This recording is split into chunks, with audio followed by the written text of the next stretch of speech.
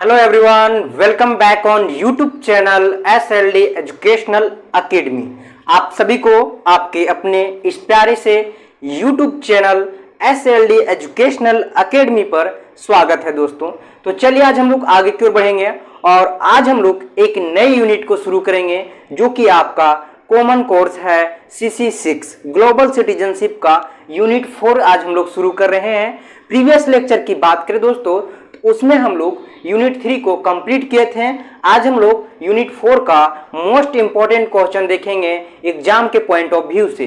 तो चलिए देखते हैं प्रश्न नंबर 1 क्या बोल रहा है। देखिए ये आपका यूनिट 4 है और यूनिट 4 का नाम है जेंडर इक्वेलिटी यानी कि लिंग समानता। ठीक है, यानी कि लिंग समानता के बारे में हम लोग देखेंगे, जेंडर इक्वेलिटी के बारे में।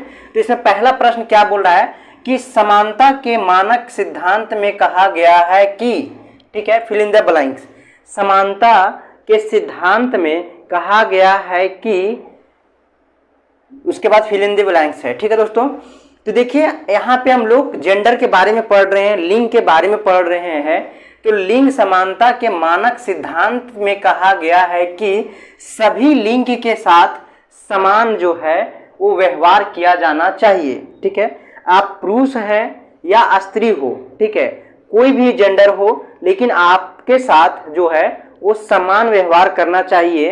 यही चीज जो है वो समानता के मानक सिद्धांत में जो है वो लिखा गया है, कहा गया है। ठीक है, आगे बढ़ेंगे। आप प्रश्न नंबर 2 के और देखेंगे। लैंगिक समानता एक ऐसा मुद्दा है जो फिल इन द ब्लैंक्स के लिए प्रासंगिक है। ठीक है, विकासशील देश। ठीक है, इसका जो सही उत्तर होगा वो होगा विकासशील देश। ठीक है, देखिए लैंगिक समानता जो है एक देश का मुद्दा है, ठीक है, जो विकासशील देश के लिए प्रासंगिक है।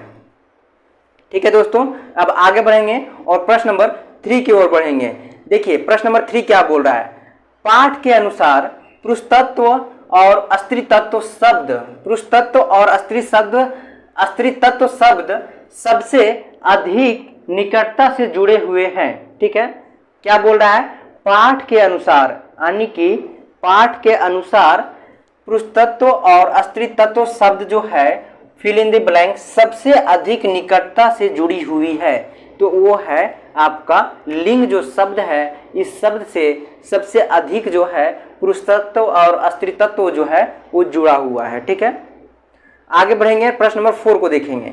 लोकसभा में निर्वाचित महिला सदस्यों का प्रतिशत, ठीक है, लोकसभा में निर्वाचित महिला सदस्यों की प्रतिशत कभी भी जो है अपनी कुल संख्या के, ठीक है, अपनी कुल संख्या जो है फिल इन द ब्लैंक्स प्रतिशत तक भी नहीं पहुंचा है। ठीक है, यानी कि जो निर्वाचित महिला सदस्यों के जो प्रतिशत है, ठीक है, लोकसभा में निर्वाचित महिला सदस्यों के जो प्रतिशत है वो अभी तक जो है कभी भी जो है वो 15% से अधिक नहीं पहुंचा है। अपनी कुल आबादी का जो है, कुल जनसंख्या का जो है वो 15% यानी कि 15% तक भी नहीं पहुंचा है।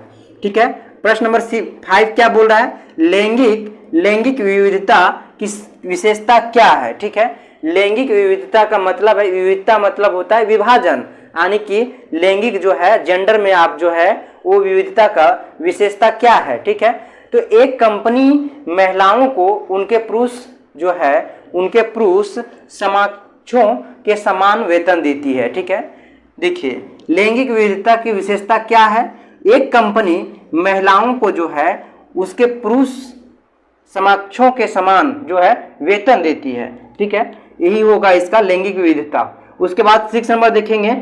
भारतीय समाज को फिल इन द ब्लैंक्स माना जाता है एक पितृसत्तात्मक समाज। ठीक है, क्योंकि आप देखे होंगे कि आप जब कहीं दूर जाते हैं या कहीं भी अपना परिचय देते हैं तो उस वक्त सबसे पहले आपका पिताजी का नाम पूछा जाता है और पिताजी के नाम बताने के बाद जो है आपका पहचान होता है। ठीक है, तो इसलिए जो है भारत का जो समाज है एक पैतृक सत्तात्मक समाज है। ठीक है दोस्तों, आगे बढ़ेंगे और अब हम लोग प्रश्न नंबर 7 की ओर बढ़ेंगे और प्रश्न नंबर 7 को देखेंगे।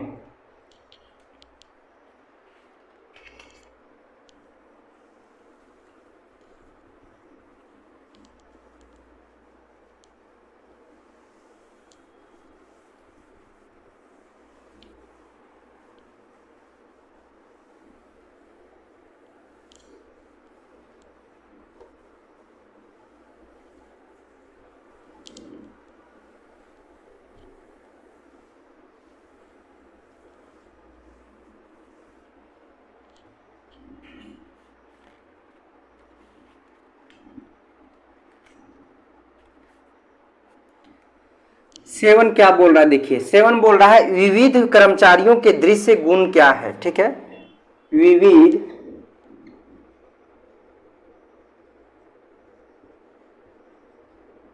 कर्मचारियों के दृश्य गुण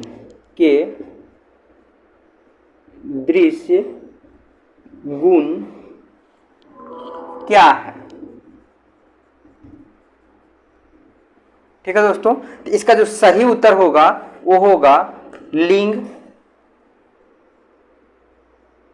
ठीक, आंसर जो इसका होगा वो ए होगा लिंग, बी फिर होगा इसका त्वचा का रंग,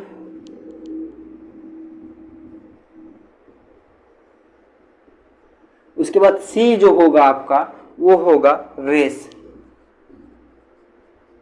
ठीक है, विविध कर्मचारियों के दृश्य गुण क्या है, तो लिंग है, उसके बाद त्वचा का रंग है, फिर जो है वो है रेस। आगे बढ़ेंगे और प्रश्न नंबर 8 को देखेंगे। निम्नलिखित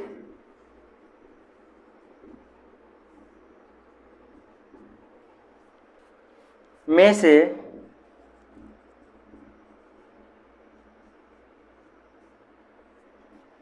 कौन सा सांस्कृतिक विविधता के लिए एक और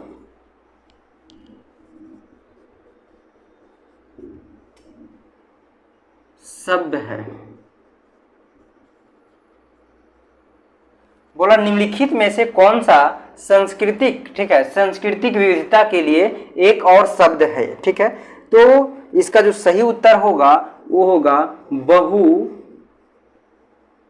सांस्कृतिकवाद। ठीक है, बहुसंस्कृतिवाद। ठीक है, उसके बाद आगे बढ़ेंगे और हम लोग प्रश्न नंबर जो है वो 9 को देखेंगे कि प्रश्न नंबर 9 क्या बोल रहा है।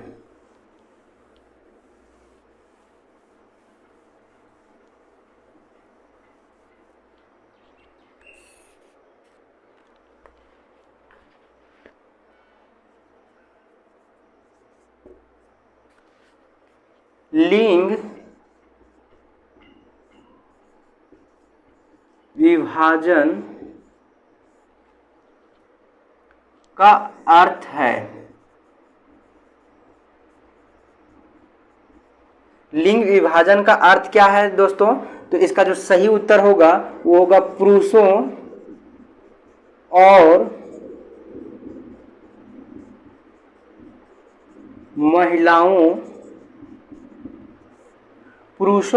महिलाओं के बीच विभाजन।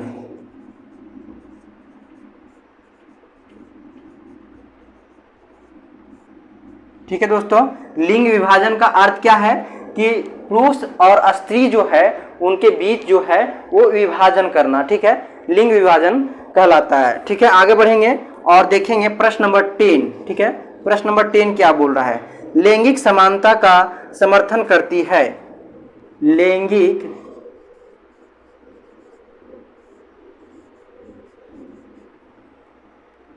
समानता का समर्थन करती है। तो इसका जो सही उत्तर होगा दोस्तों वो होगा फर्स्ट गरीबी, बी जो होगा आपका ये आंसर है,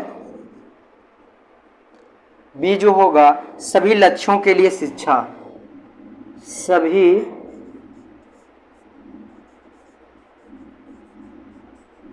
लक्ष्यों के लिए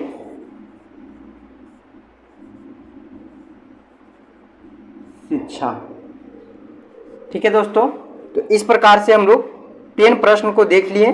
ठीक है, अब हम लोग जो है वो नेक्स्ट वीडियो में आगे के प्रश्न को कंटिन्यू करेंगे। आज के लेक्चर में यहीं तक, फिर मिलेंगे हम लोग एक नए लेक्चर में। अगर आप लोग चैनल पे नए हैं तो चैनल को सब्सक्राइब कर लें दोस्तों, और वीडियो को अपने दोस्तों तक भी जरूर शेयर करें। आगे भी आपको इसी तरह का कंटेंट मिलता रहेगा। चलिए फिर हम लोग मिलते हैं एक नए वीडियो में। तब तक के लिए आप लोग को बहुत बहुत धन्यवाद।